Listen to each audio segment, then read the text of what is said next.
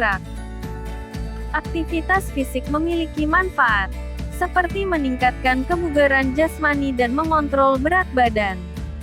Mulai dari anak-anak, remaja, hingga orang dewasa, serta semua kalangan, wajib bergerak untuk menunjang kualitas kesehatan tubuh. Pada anak-anak, pertumbuhan tulang, otot, jantung, dan paru dipengaruhi oleh gerak kasar dan halus sehari-hari. Memahami ide pokok dan ide pendukung. Pengertian ide pokok. Ide pokok adalah topik utama yang dibahas dalam sebuah paragraf bacaan. Saat kamu memulai menulis baik fiksi maupun non-fiksi, pasti kamu harus memasukkan ide pokok dalam setiap paragraf yang akan kamu buat. Supaya semakin paham, mari kita ulas semua tentang pengertian ide pokok. Mulai dari pengertian, unsur, contoh, hingga cara menentukan ide pokok. Untuk dapat mengetahui hal itu, mari kita bahas dengan secara bertahap dengan mengetahui mengenai pengertian kedua unsur paragraf, yaitu pengertian ide pokok, pengertian ide penjelas. Pengertian ide pokok.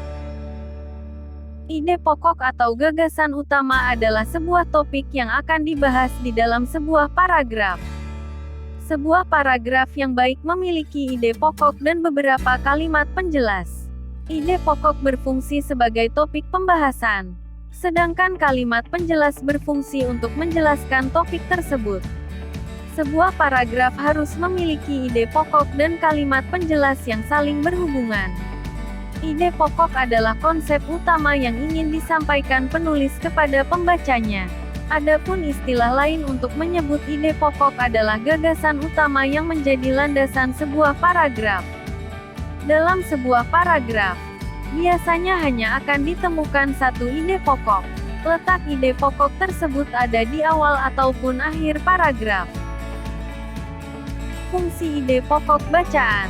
Fungsi ide pokok adalah memberikan penjelasan dari inti suatu bacaan atau paragraf, sehingga pembaca dapat dengan mudah memahami paragraf tersebut, dan menjelaskan inti dari suatu paragraf. Dengan mengidentifikasi ide pokok, kita dapat mengetahui ide utama dari paragraf tersebut. Ciri-ciri ide pokok. Memiliki kalimat pendukung, kalimat pengembang, atau penjelasan. Ada yang mendukung, baik itu berupa penjelasan atau alasan yang menguatkannya. Inti dari sebuah paragraf atau pusat pembahasan. Jika ada yang masih belum familiar dengan ide pokok, sebenarnya ide pokok memiliki nama lain yang sering disebutkan, yaitu gagasan utama, gagasan pokok, pokok pikiran, pokok masalah, pikiran utama, inti paragraf, inti masalah, masalah utama, tema, topik, simpulan. Pada dasarnya, semua istilah di atas sama saja. Sehingga, jika ditanyakan pengertian gagasan utama, jawabannya sama seperti ide pokok, yaitu inti suatu bacaan. Demikian juga jika yang ditanyakan gagasan pokok, pokok pikiran dan lainnya, jawabannya juga sama, yaitu inti suatu bacaan. Jenis ide pokok paragraf bacaan. Berikut ini merupakan letak ide pokok dalam paragraf bacaan yang sering diketahui, yaitu deduktif, induktif, deskriptif, dan campuran. 1. Paragraf deduktif. Paragraf ini memiliki ciri khas di mana ide pokok akan disampaikan pada awal kalimat. Karenanya, paragraf deduktif mempunyai alur tulisan dari khusus ke umum. Dalam paragraf ini, hal-hal yang menjadi inti pembicaraan telah disampaikan di kalimat awal sebelum menuliskan ide pendukung lainnya. 2. Paragraf induktif. Ciri khas dari paragraf induktif adalah ide pokok yang diposisikan di akhir tulisan. Itu sebabnya paragraf induktif memiliki alur penulisan dari umum ke khusus. Pada paragraf ini, awal kalimat membahas hal yang bersifat umum, kemudian menuliskan ide pokoknya di akhir kalimat. 3. Paragraf campuran. Paragraf ini menjadi gabungan dari ide pokok yang diletakkan di awal dan akhir kalimat. Adapun alur yang dimiliki paragraf campuran adalah dari khusus ke umum dan kembali lagi ke khusus. 4. Paragraf deskriptif. Jenis ini memungkinkan ide pokok untuk diletakkan di semua bagian paragraf. Artinya, setiap kalimat akan membahas inti dari pembicaraan yang langsung ingin disampaikan oleh penulis. Cara menentukan ide pokok bacaan.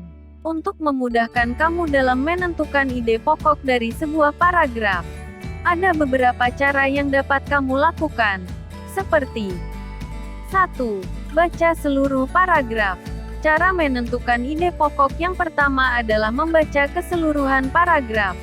Anda hanya perlu konsentrasi dan lebih cermat untuk melihat, membaca dan mencerna setiap kata dan informasi dalam sebuah paragraf. Langkah ini bisa membantu Anda menentukan ide pokok dan membedakannya dengan kalimat penjelas dalam satu paragraf. 2. Baca setiap kalimat. Cara menentukan ide pokok kedua adalah memahami dan membaca setiap kalimat dalam suatu bacaan atau tulisan. Karena setiap paragraf terdiri dari beberapa kalimat dan ide pokok bisa terletak di akhir, di awal atau di awal dan akhir paragraf. 3. Pisahkan kalimat utama dari kalimat penjelas. Cara menentukan ide pokok ketiga adalah membedakan antara kalimat utama dan kalimat penjelas dalam satu paragraf. Kalimat utama dalam suatu paragraf biasanya diikuti atau diawali oleh kalimat penjelas.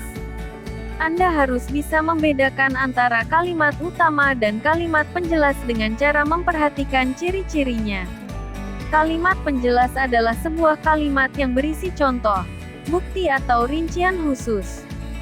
Setelah Anda bisa membedakan antara kalimat penjelas dan kalimat utama, Anda akan mendapatkan ide pokok dengan mudah pada kalimat utama. 4. Tandai info penting. Cara menentukan ide pokok keempat adalah menandai info penting yang tertera dalam setiap kalimat maupun paragraf. Anda bisa menandai beberapa kata yang menarik dan cukup jelas menyampaikan informasi dari penulis. 5. Kalimat penjelas bersifat pendukung. Cara menentukan ide pokok kelima adalah mengenali kalimat penjelas dalam suatu paragraf bersifat sebagai pendukung. Bila kalimat penjelas berdiri sendiri, maka kalimat ini tidak bisa digunakan sebagai ide pokok. Karena itu, kamu bisa menggunakan cara ini untuk membedakan kalimat penjelas dan mencari ide pokok sebuah paragraf. 6. Simpulkan isi paragraf. Cara menentukan ide pokok ke-6 adalah menarik kesimpulan dari isi sebuah paragraf. Karena itu, membaca sebuah paragraf dan menyimpulkannya akan membantu mencari dan menentukan ide pokok. 7. Menandai ide pokok. Cara menentukan ide pokok ketujuh adalah menandai ide pokok pada setiap paragraf dari sebuah tulisan secara keseluruhan. Anda bisa melakukannya dengan menggabungkan bagian akhir dan awal kalimat dari suatu paragraf. Ide pokok jenis ini biasa disebut dengan ide pokok campuran. Kalimat persuasif.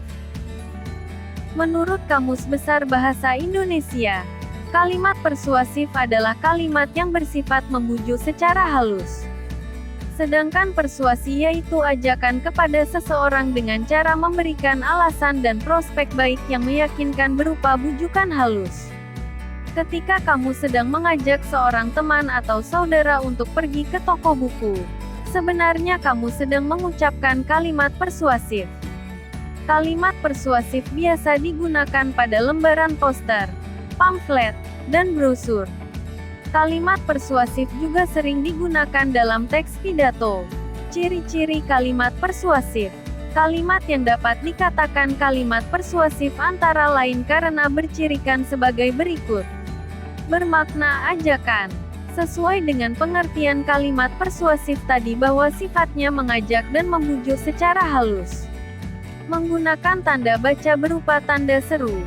Walaupun tanda baca yang digunakan dalam kalimat persuasif sama seperti kalimat perintah, namun maknanya berbeda. Karena kalimat perintah bersifat memaksa, Kalimat persuasif bersifat membujuk secara halus.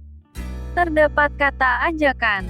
Kata ajakan tersebut contohnya seperti ayo, mari, yuk, dan sebagainya. Tidak memaksa.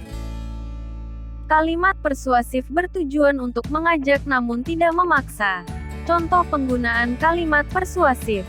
Setelah memahami pengertian dan ciri-cirinya, mari kita simak contoh-contoh penggunaan kalimat persuasif. 1. Pada masa pandemi ini, kita harus menjaga kesehatan diri dan keluarga. Mari perangi pandemi dengan menerapkan protokol kesehatan. 2. Ayo, wujudkan anak Indonesia yang peduli lingkungan. 3. Yuk, tetap berada di rumah untuk mencegah penyebaran virus COVID-19. 4. Ayo kita belajar menabung sejak dini untuk kebaikan di masa depan. 5. Jangan tunggu hingga sakit. Mulai kebiasaan baik berolahraga. Yuk. 6. Tingkatkan literasi. Mari luangkan waktu untuk membaca buku setiap hari. 7. Bereskan mainan ini yuk. Wawancara. Pengertian wawancara. Merujuk dari KBBI, Kamus Besar Bahasa Indonesia, wawancara adalah tanya jawab dengan seseorang untuk dimintai keterangan atau pendapatnya mengenai suatu hal. Wawancara adalah percakapan dua orang atau lebih yang berlangsung antara narasumber dan pewawancara dengan tujuan mengumpulkan data-data berupa informasi. Oleh karena itu, teknik wawancara adalah salah satu cara pengumpulan data, misalnya untuk penelitian tertentu. Tujuan wawancara. Tujuan wawancara adalah mendapatkan data atau informasi dari pihak narasumber. Untuk lebih jelasnya, tujuan wawancara adalah sebagai berikut. Memperoleh informasi secara langsung guna menjelaskan suatu hal atau situasi dan kondisi tertentu. Memperoleh data agar dapat memengaruhi situasi atau orang tertentu. Melengkapi suatu penyelidikan ilmiah. Jenis wawancara.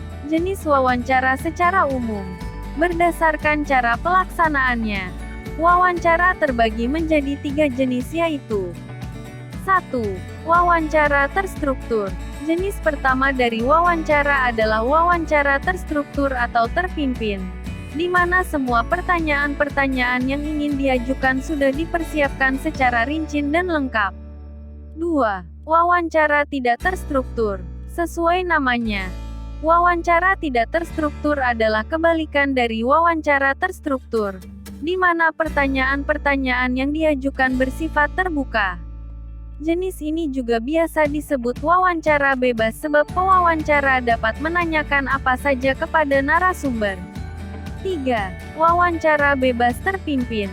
Jenis terakhir dari wawancara adalah wawancara bebas terpimpin, yaitu gabungan dari kedua jenis wawancara sebelumnya, di mana pewawancara tetap menyiapkan pertanyaan-pertanyaan yang akan diajukan namun secara garis besarnya saja. Bentuk wawancara. Selain terbagi menjadi beberapa jenis, wawancara juga memiliki berbagai bentuk. Lebih jelasnya, bentuk-bentuk wawancara adalah sebagai berikut. 1. Wawancara formal. 2. Wawancara rutin. 3. Wawancara konferensi pers. 4. Wawancara akses pers.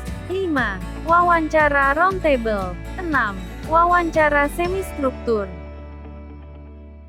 Majas personifikasi. Majas disebut juga gaya bahasa. Majas personifikasi memberikan bayangan atau angan menjadi sebuah gambaran yang nyata. Dalam majas ini, sebuah benda mati dinyatakan seolah-olah memiliki sifat-sifat makhluk hidup. Contoh majas personifikasi.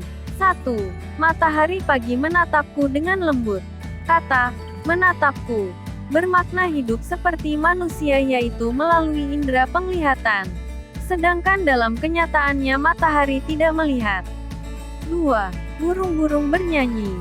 Begitu merdu. Kata bernyanyi bermakna hidup seperti manusia yaitu mengeluarkan suara dengan kata-kata yang jelas. Sedangkan dalam kenyataan burung tidak bernyanyi.